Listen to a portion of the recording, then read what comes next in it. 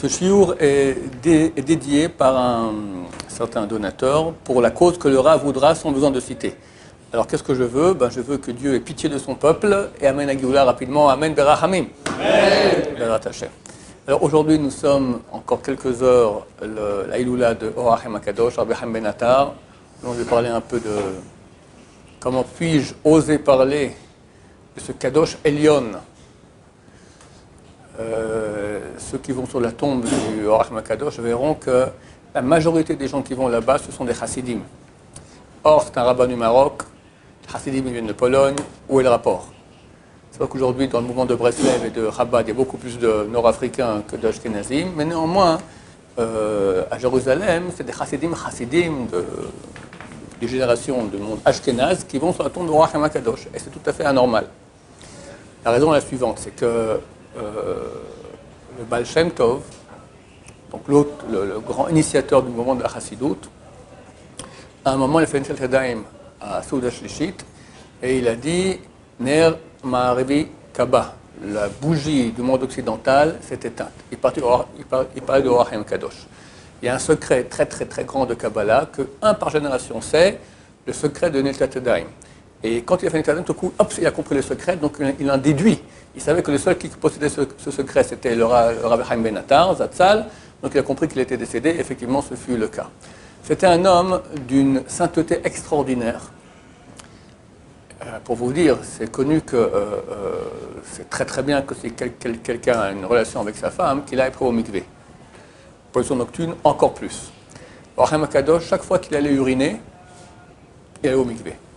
De peur que peut-être il y a un petit gramme de millimètre, de milligrammes de semence qui est sorti aussi dans les urines pour qu'il soit kadosh, kadosh, kadosh. Il est tellement kadosh qu'il est écrit que c'est bien de lire du Zohar, même si on ne comprend rien. La Neshama profite de cela. La Neshama, elle voit bien qu'on ne comprend rien, mais c'est tellement sain. Le Zohar a été écrit il y a presque 2000 ans par Rabbi Shimon Bar Yochai. Beaucoup disent que la lumière du Zohar est tellement haute qu'elle n'est plus accessible pour nous. Aujourd'hui, qu'est-ce qu'il faut lire? Or HaChaim HaKadosh. Tellement il était saint, il y a une lumière dans son... Et c'est vrai qu'on lit le texte, même quand le chidouche, il n'était pas des chidouches des fois extraordinaires, mais aussi le style d'écriture. On voit que c'est Kadosh, c'est empreint d'amour de Dieu, de sainteté, de pureté, c'est fantastique. Baba Saleh, on dit que tous les vendredis après-midi, il lisait tout le commentaire de Or HaChaim HaKadosh sur la paracha. On ne peut pas sans ça. Bon, c'est un homme extrêmement grand, je ne vais pas raconter toute sa vie, d'ailleurs je ne la connais pas, mais donc, il est né au Maroc. Il y a beaucoup d'histoires, je ne vais pas les raconter parce que vous avez entendu de ma part, celle des 42 explications sur le parashat Bechokotai, son mariage. Après, il est parti en Italie, et après, il est arrivé ici en Israël, et il est mort ici à Yerushalayim. Et avant d'écrire son commentaire au Or HaChaim HaKadosh, d'abord il a un livre aussi de Halacha, qu'on appelle Pri Torah, sur Yoredea. Mais il a écrit aussi avant son livre sur la paracha, donc au Or HaChaim HaKadosh, il a écrit un livre qui s'appelle Chafetz Hashem. Chafetz Hashem, la volonté, le désir de Dieu. Dans l'introduction à son livre, il écrit une chose terrible. Vous pouvez comprendre que chaque Talmid Chacham, quand il écrit des Chidushim, il espère qu'un jour quelqu'un va lire. Et il sera content, il va dire comme c'est beau, n'est-ce pas? Qui est touché par cela? L'honneur du Talmid Chacham. Baba Saleh, il écrivait un temps, après il a arrêté d'écrire. Et tous ses écrits ont disparu, et personne ne sait rien. La seule chose qu'on a, c'est une introduction au livre de son grand-père, Rabbi Yaakov Abu Chatzera, sur le livre, je ne sais plus, Levon Azaka ou un autre, d'accord, introduction, que d'ailleurs on a montré au Rav Chaim Kanevski, qui montre, parce qu'il cite toutes sortes de choses, on ne sait pas d'où ça vient. Rabbi Chaim Kanevski connaît toute la Torah. Il a cité 300 sources différentes des textes que Baba Saleh a dit, et il dit il y a beaucoup que je ne sais pas d'où il sait. D'accord? C'est un Talmid Chacham énorme, mais il se cachait. J'ai entendu d'ailleurs dernièrement qu'il étudiait avec Talit Tfilin, Rabbeinu Tam Rashi, avec son fils Baba Meir, il étudiait Etz Chaim. Etz Chaim, c'est le pain et la viande de la Kabbalah. C'est le gros livre le plus dur en Kabbalah. Du coup, et personne ne pouvait rentrer, c'était complètement secret, interdit. D'accord? Vient un des membres de la famille, un rave important. Il veut rentrer, sa femme court, il dit, il y a le rabbin, il intervient, tout de suite, ils ont ils mettent Rock l'Israël, comme ça les deux, comme si on est en train d'étudier maintenant le Parashat Shavua avec Rashi, Mishnah, les Mishnah. Pas que quelqu'un sache qu'est-ce qu'ils font, Comment on est au courant de ça? Je ne sais même pas comment on est au courant, mais bon, c'est évident. Pourquoi? Parce que la Torah doit être étudiée les Shem Shamayim. Elle doit être étudiée parce que Dieu a ordonné et par amour d'Hachem, pas pour le kavod. C'est très dur. Vous avez la chance, vous, en tant que débutant sur les Shiva, que c'est rare que tu étudies par kavod. D'accord? Demain, je serai le grand rabbin de Perpignan. Bon, Bezrat Hachem. D'accord? Mais bon, c'est pas d'habitude les idées qui te tiennent la tête. Par contre, quelqu'un qui est dans les Shiva, il est bien, il commence tout ça. Il y a du kavod. Tu lui poses des bonnes questions, etc., etc. C'est très, très dur. C'est le grand travail des grands de Torah, arriver à être complètement le Shem Shamayim. Le Or HaChaim Kadosh, à l'introduction de son livre Hafez Hashem, il dit j'interdis à celui qui veut étudier cela, mes livres, ce livre-là, pour le kavod, de lire mon livre. Il doit l'étudier par amour de la Torah. Et s'il le fait pour avoir du kavod, après il va dire un beau chidouche, tout le monde va applaudir, d'accord, j'interdis. Parce que je témoigne que j'ai étudié la Torah et j'ai écrit ce livre-là, les Shem Shamayim.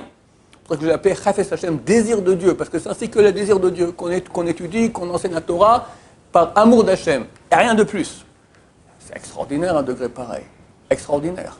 C'est pour cela que c'est un très grand sadique, et beaucoup de gens disent que quand on va sur sa tombe, Baba Saleh, quand il avait un problème, il allait à Méron, après il allait sur la tombe de Rabbi Shimon Bar Yochai, après il allait au Or HaChaim Kadosh, et là-bas il savait que il y a eu un cas, il y a quelqu'un dans mon quartier, c'est son père. Son père, c'était le beau-frère de Baba Saleh. En 1968, il était en France et il a un problème, le Rav Nissim Amsalem Zatzal. Il a un problème dans les yeux.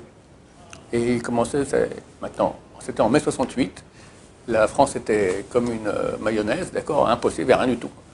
Alors ils ont envoyé un télégramme à Baba Saleh. Il est parti, il a prié à Rabbi Shimon Bar Yochai, il a prié sur la tombe de Or HaChaim Kadosh, et là il a une larme qui est tombée. Dans sa prière, il dit bon, c'est bon, une larme qui est tombée sur Or HaChaim Kadosh, c'est certain que c'est. Eh bien, Or Hachem, il a été guéri. Donc, c'était vraiment un homme d'une grandeur extraordinaire. Il y a une des grandes chassidoutes ici en Israël, chassidoute de Belz. Une qui réussit les mieux, vraiment. Alors, dans ma jeunesse, j'étudiais dans une shiva qui était une succursale de Belz, d'accord? Je n'ai pas la tête d'un chassid de Belz, mais bon, c'était quand même. Le Rosh Yeshiva était de Belz et c'était l'admor de Belz qui dirigeait de loin cette yeshiva. Le père du Hadmor actuel, c'était le rabbi Aaron Rokach de Belz, un tzaddik phénoménal que Hitler a demandé spécialement à la Gestapo d'attraper. Il a réussi à s'enfuir comme ça, il est arrivé en Israël. Un tzaddik extraordinaire. Il y avait un monsieur qui n'avait pas d'enfant depuis très très longtemps. Et il est allé sur la tombe de Or HaChaim Kadosh et il a promis, il a dit si jamais j'ai un enfant, je l'appellerai au nom de Or HaChaim Kadosh Chaim. Quelques mois après, sa femme tombe enceinte. Et durant la période où sa femme tombe enceinte, il y a aussi le grand-père qui est décédé. La question se pose, comment j'appelle mon fils? Chaim, comme j'ai promis, ou le grand-père, parce qu'il faut appeler le fils au nom du grand-père, et pression sociale, familiale, machin, bon, peut-être je vais mettre les deux noms ensemble. Il s'appelait David, le grand-père, David Chaim, ou Chaim David. Bon, on ne fait rien sans demander un grand, il est allé à Tel Aviv à l'époque, là-bas se trouvait l'Admor de Belz. Il pose la question au Admor de Belz. Il dit, Chas v'shalom, Dieu ne plaise. Alors, Akadosh, c'était un ange. Est-ce qu'on met un homme, un être humain à côté d'un ange? Tu veux mettre le nom du nom David, c'est un être humain, à côté de Chaim qui est un ange? Ça ne marche pas, que Chaim. Et on l'a appelé Chaim, pour dire comment ces grands tzadikim savaient qu'il était la sainteté de ce Rav. J'ai vu aussi aujourd'hui qu'il y a une trentaine d'années, un rabbin ashkénaze est allé comme ça sur la tombe de Or HaChaim Kadosh le 15 Tammuz, donc aujourd'hui. Et il voit que c'est, comme je vous ai dit, c'est plein d'Ashkenazim, très très peu de Sfaradim. Normalement, ça aurait dû plein de Marocains, il vient du Maroc, etc. Alors, il était allé voir les kabbalistes à l'époque, les grands kabbalistes à Yerushalayim, qui lui ont dit, effectivement, d'habitude, on ne va pas sur la tombe de Or HaChaim Kadosh. Pourquoi? Parce que l'âme de ce tzaddik est tellement grande, tellement pure. On a peur que si on vient et on a un péché avec nous, chas et shalom, que ça soit terrible. Donc, on n'ose pas s'approcher.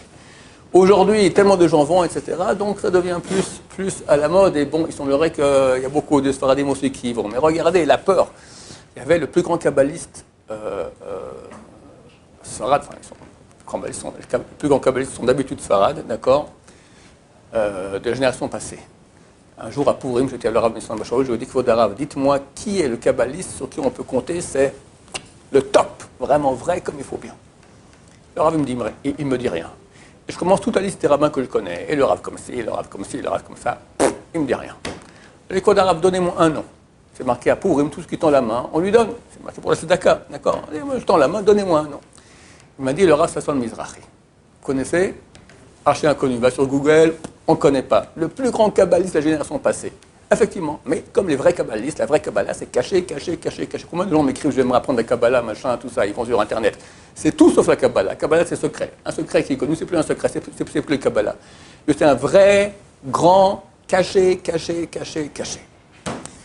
Il est enterré dans le même cimetière où est enterré le Rav Yosef et enterré le Rav Benson Bashaoul. Sauf que où il est enterré, il y a un arbre à côté et il y a un écriteau là-bas. Il dit « J'interdis de s'approcher à moins de 2 mètres de ma tombe, à celui qui n'a pas trompé au mikvé. » Et auparavant, il faut dire d'abord Pitom Aktoret. C'est toute une liste de choses terribles. Lui, c'est un kabbaliste de notre génération. Le Rachem Akadosh, un ange extraordinaire, que son livre est plein de lumière comme le Zohar Akadosh. Donc il faut beaucoup se purifier quand on va là-bas. Et Bezrat Hashem, beaucoup de gens leur demande a été exaucée lorsqu'ils sont allés sur la tombe. Quelqu'un ne peut pas aller sur la tombe, il a mis une bougie et il demande à Dieu que par le mérite du tzaddik, Rabbi Chaim Ben Attar, Dieu exauce sa demande. Il peut demander aussi au tzaddik de prier à Dieu. Pas au tzaddik, je veux que ma femme tombe enceinte. On ne prie jamais au tzaddik.